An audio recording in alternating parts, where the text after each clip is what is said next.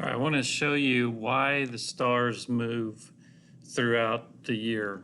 As you know, they do move through the sky every night as the Earth turns, just like the sun and the moon seem to move through our sky as the Earth turns.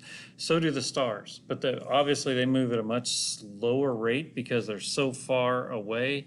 And as you'll see here, just because of the nature of everything.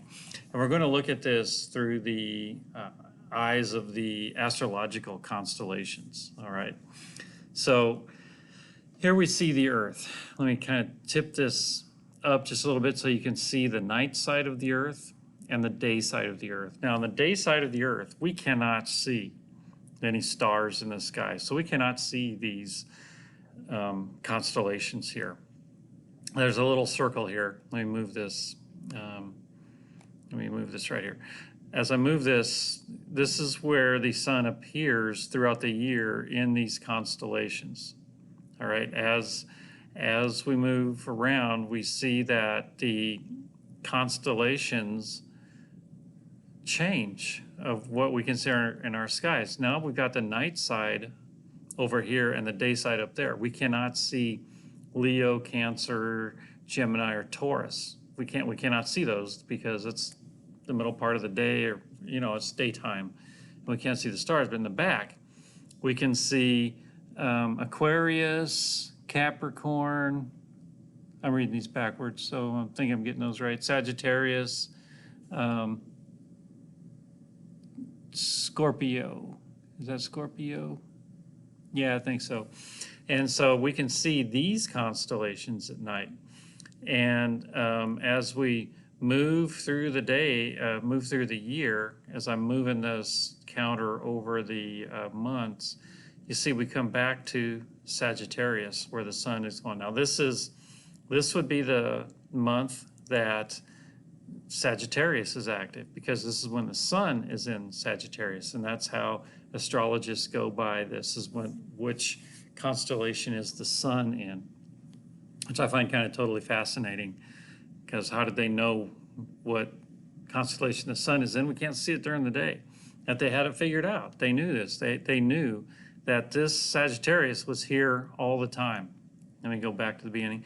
The Sagittarius was here all the time, and it was the Earth moving that caused that difference.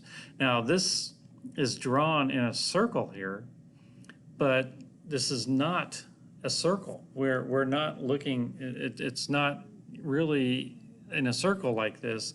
It's out there. We're in the middle, as you'll see. It's not really the middle, but we're out in the galaxy, and this is just the stars that we see as we look out that way. And you'll find out that these stars are not in a nice straight line picture like this.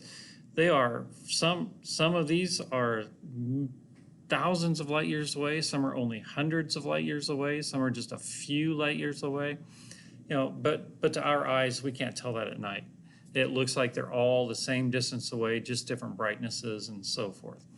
But I wanted to show you why those stars move through the year, is because we are orbiting our sun, and as we orbit our sun, the sun is now on this side of us, right? Here's basically where we would see the sun in this constellation, if we could see it.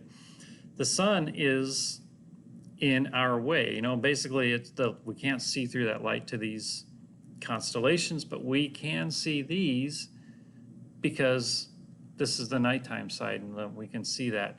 And throughout the year, as we orbit the sun, from our perspective, the sun seems to move through the sky just like this as we orbit around it. And we'll talk more about that when I talk about the celestial sphere. But there's just a good demonstration of why we see different constellations throughout the year as the Earth orbits the sun.